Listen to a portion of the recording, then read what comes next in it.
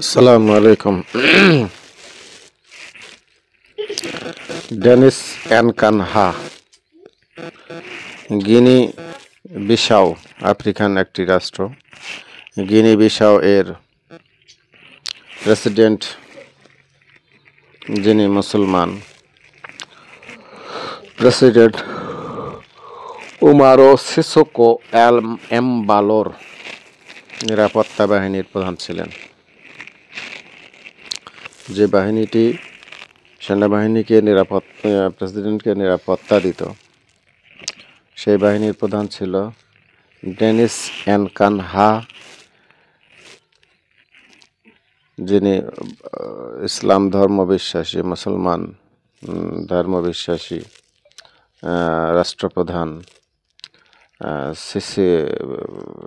উমারো Sissoko Embalo. তো নিরাপত্তা পরিষদের নিরাপত্তা বাহিনীর প্রধান প্রেসিডেন্টকে নিরাপত্তা দেওয়ার বদলে অ্যারেস্ট করেন, আটক করেন, করে দেশে একদল সেনাবাহিনী, একজন সেনা সদস্য বা বেশ কিছু সেনা সদস্য দেশে অভ্যুত্থান ঘটান। তো যিনি প্রেসিডেন্টের জীবন বাঁচানোর দায়িত্বে ছিলেন, তিনি প্রেসিডেন্টের আটকের কারণ হলেন কি জন্য? রাজনৈতিক যে দল আছে, রাজনৈতিক দলগুলো নিজেরা নিজেদের মধ্যে রাজনৈতিক সমাধান করতে পারছিল না। বর্তমানে স্ট্যান্ডিং প্রেসিডেন্ট ছিলেন উমারো সিসোকো এমবালো, কিন্তু গত বৃহস্পতিবারে নির্বাচনের ফলাফল ঘোষণার কথা ছিল, তার আগেই এই অভ্যুত্থানের মাধ্যমে রাষ্ট্র ক্ষমতা দখল করল সেনাবাহিনী। এমনই হয় যখন গণতন্ত্র, সভ্যতা এবং দেশের স্থিতিশীল পরিবেশ নষ্ট হয়, যখন রাজনৈতিক দলগুলো নিজের মধ্যে মারামারি, কাটাকাটি, হানাহানি, হিংসা, চাঁদাবাজি, সন্ত্রাস, দুর্নীতি ব্যাপকভাবে ছড়িয়ে পড়ে, মানুষের জানমালের নিরাপত্তা থাকে না, রাস্তাঘাটে খুন খারাপি শুরু হয়ে যায়।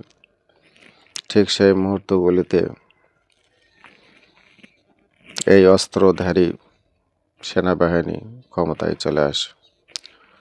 বিশেষ করে মুসলিম অধ্যুষিত জাতিগুলো পৃথিবীর যেখানে যেখানে আছে, সেখানে সেখানে এই সমস্যাগুলো বেশি দেখা যাচ্ছে, যে তারা ক্ষমতালোভী, হিংসুটে, সন্ত্রাস, চাঁদাবাজ, দুর্নীতিবাজ, এগুলো আমাদের চরিত্রের বৈশিষ্ট্য। ক্ষমতা যেভাবেই হোক ক্ষমতায় যেতে হবে। দেশে কোনো নিয়ম শৃঙ্খলা ধার ধারে না, কেউ কারো নিয়ম কানুন মানে না, যে যার মতো, শৃঙ্খলা নেই, কিচ্ছু নেই। তো সেই কারণে যখন একটা সভ্যতা নষ্ট হয়ে যায়, তখন অসভ্যতার চরম সীমায় যাওয়ার আগে বা সামাজিক সন্ত্রাস ছড়িয়ে পড়ার আগেই অস্ত্রধারীরা ক্ষমতা দখল করে, এটাই নিয়ম। পাকিস্তানের অবস্থাও তাই। সেখানে ইমরান খানকে অ্যারেস্ট করে সেখানে বর্তমানে একটা অন্তর্বর্তীকালীন সরকার ক্ষমতায়, সেনা শাসিত, সেনা সমর্থিত। আর গণতন্ত্রের ধ্বজাধারী মার্কিন যুক্তরাষ্ট্রের প্রেসিডেন্ট ট্রাম্প সগৌরবে সেই সেনাপ্রধানের প্রশংসা করে, কারণ সেখানে আমেরিকার স্বার্থ আছে। এই হয়েছে ব্যাপার। গণতন্ত্রের ধ্বজাধারীরা, গণতন্ত্র মুখ্য বিষয় নয়, তাদের স্বার্থ যেখানে রক্ষিত হয়, সেটা রাজতন্ত্র হোক বা যাই হোক, সেখানেই তারা সমর্থন যোগায়। আমরা এমনটাই দেখতে পাচ্ছি সৌদি আরবে, তারপরে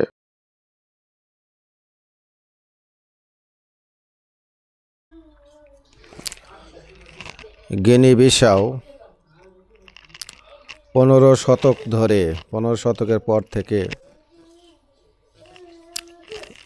1973 সাল পর্যন্ত পর্তুগিজ উপনিবেশ ভুক্ত দেশ ছিল, একটা উপনিবেশ ছিল। দীর্ঘদিন ধরে পর্তুগিজ সাম্রাজ্যবাদী শক্তি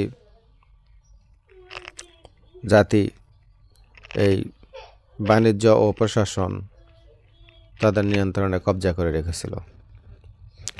তারপরে 1956 সালে PAIGC বা African party for the independence of Guinea and cap Vardy নামের একটা সংগঠন তৈরি হয় এবং তার নেতৃত্বে থাকেন আমিলকার কাব্রাল। তিনি এই স্বাধীনতার নেতৃত্ব দেন, প্রথমে শান্তিপূর্ণ আন্দোলন করেন, কিন্তু তাতে কাজ না হওয়াতে পরবর্তীতে তারা সশস্ত্র আন্দোলন শুরু করেন। 1956 সাল থেকে শান্তিপূর্ণ আন্দোলন চলছিল, কিন্তু তাতে কাজ হচ্ছিল না দেখে 63 সাল থেকে আবার সশস্ত্র সংগ্রাম শুরু হয় এবং ধীরে ধীরে বিভিন্ন বিভিন্ন অঞ্চল দখলে নিতে নিতে 70 সালের মধ্যে এই PAIGC গ্রুপটি দেশের প্রায় 3 ভাগের 2 ভাগ অঞ্চল দখল করে নেয় এবং সেখানে তারা নিজেদের ইচ্ছামতো প্রশাসন প্রতিষ্ঠা করে, স্কুল, চিকিৎসা ক্ষেত্র, ব্যবসা বাণিজ্য ইত্যাদি গড়ে তোলে। ফলে তারা একটা রাষ্ট্র কাঠামো তৈরি করে ফেলে এভাবে। এরপরে 1973 সালের 24শে সেপ্টেম্বর রক্তক্ষয়ী সংঘর্ষের মধ্যে দিয়ে গিনি বিসাউ নিজেকে একতরফাভাবে স্বাধীনতা ঘোষণা করে।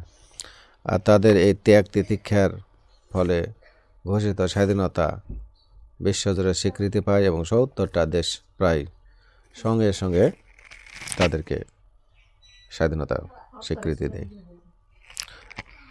আর এরই মাঝে পর্তুগালের ভিতরেও একটা রেভলিউশন হয়, রেভলিউশন অফ দ্য কন্ডিশন, সামরিক অভ্যুত্থান হয়। নতুন সরকার গঠিত হয়। নতুন সরকার এসে উপনিবেশ ত্যাগ করার চিন্তা করে। ফলে 1974 সালে তারাও গিনি বিসাউয়ের স্বাধীনতা মেনে নেয়। এরপর থেকে দেশটা স্বাধীন। এত বড় একটা ত্যাগ তিতিক্ষা রক্তক্ষয়ী সংঘর্ষের মধ্যে দিয়ে জাতিটা স্বাধীন হলো, সেই জাতিটা আবার এত দ্রুত অধঃপতনে যায় কীভাবে?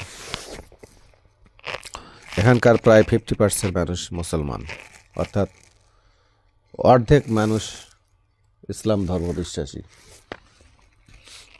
আর 19% মানুষ খ্রিস্টান, 30 থেকে 31% মানুষ আদিবাসী ধর্ম পালন করে। তাহলে 50%, অর্ধেক মানুষ যেখানে মুসলমান, সেখানে তো শান্তিপূর্ণ পরিবেশ থাকা উচিত ছিল, কিন্তু সেখানে দুর্নীতি, ছিনতাই, চুরি, মাদক ব্যাপকভাবে ছড়িয়ে পড়ে। এত যুদ্ধ বিগ্রহ রক্তক্ষয়ের মধ্যে দিয়ে যে দেশটা স্বাধীন হলো, সেই দেশটা খুব অল্প সময়ের মধ্যে অতি দ্রুত দুর্নীতির করাল গ্রাসে ডুবে যায় এবং চাঁদা, সন্ত্রাস, মাদক, খুন খারাপি সমাজে ব্যাপকভাবে ছড়িয়ে পড়ে। গোটা বিশ্বের মাদকের রুট ট্রানজিট পয়েন্ট হিসাবে দেশটি স্বীকৃতি লাভ করে, বিশেষ করে কোকেনের জন্য। অথচ সেখানকার 50% মানুষ, অর্ধেকের মতো মানুষ মুসলমান। মুসলিম অধ্যুষিত জাতিগুলি এভাবেই দুর্নীতি, সন্ত্রাস, চাঁদাবাজ, ক্ষমতার মোহ, লোভ, লালসা এগুলির মধ্যে দিয়ে বিশ্বজুড়ে এক অসভ্য ধর্মবিশ্বাসী জাতি হিসেবে নিজেদেরকে প্রতিষ্ঠিত করছে।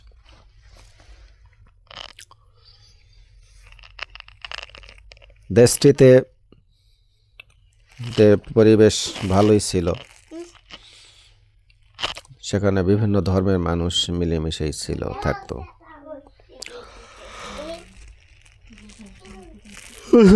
মুসলমান ধর্মীয় বিশ্বাসের পাশাপাশি অন্যদের সঙ্গে মিলেমিশে থাকতো। বিশেষ করে আদিবাসীদের যে বিভিন্ন রীতি রেওয়াজ আছে সেগুলোর সাথে তারাও মিলেমিশে থাকে। ওই যে আনুষ্ঠানিকতাগুলোর মধ্যে তারাও যুক্ত হয়। তাদের যে সমস্ত রীতি আছে সেগুলোর সাথে কিছুটা তারাও মিলেমিশে থাকে। আদিবাসীদের মধ্যে বিভিন্ন রীতি রেওয়াজ থাকে। তারা প্রতিমা বানায়, পূজা করে, আত্মার প্রতি শ্রদ্ধা জানায়, প্রাকৃতিক ও আত্মিক শক্তিকে বিশ্বাস করে। এগুলো তারা ধর্মীয় উৎসব বা সামাজিকভাবে এগুলো আনুষ্ঠানিকভাবে করে, আর সেগুলোতে যায়। মুসলমানরাও যায়, খ্রিস্টানরাও যায় এবং সবাই মিলে উৎসব করে। এর পাশাপাশি মুসলমানদের রীতি রেওয়াজ অনুযায়ী যেটা আছে, ধর্ম বিশ্বাস অনুযায়ী যা করা দরকার সেটা করে। খ্রিস্টানরাও তাদের গির্জা বা যেসব আনুষ্ঠানিকতা আছে সেগুলোও করে। এরপরে পাশাপাশি তারা নিজেরা মিলেমিশে থাকে। ধর্মীয়ভাবে সেখানে কোনো সংঘাত নাই, কিন্তু সমস্যা হচ্ছে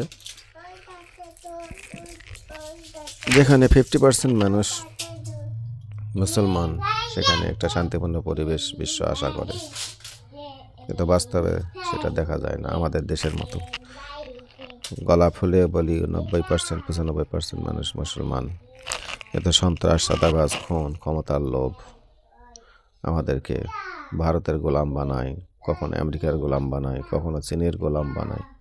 গোলামির জিনজির থেকে মুক্ত হতে পারি না। শুধুমাত্র মুখেই বলি পাকিস্তানের গোলামি থেকে মুক্তি পাইছি। পাকিস্তানের গোলামি থেকে মুক্তি পাইছি, সেটা তো ভিন্ন জিনিস, কিন্তু এখনও তো আমরা মানসিকভাবে স্বাধীন না। আমরা সবসময় মনে করি আমরা যে অপরাধ করি সেই অপরাধের বিচার কেউ করবে, বা কেউ ভালোটা করবে, আমি খারাপটা করি, সমস্যা নেই, এই অবস্থা। কিন্তু এই বিষয়তেও সেই পরিবেশ। নিজেদের মধ্যে মারামারি, হানাহানি, বিশ্বাস অবিশ্বাস, দোলাচালের বিপরীতে সেনাবাহিনী সবসময় সেখানে অস্ত্রের ঝঞ্ঝানি দেখায় এবং সেনা অভ্যুত্থান ঘটায়। আসসালামু আলাইকুম।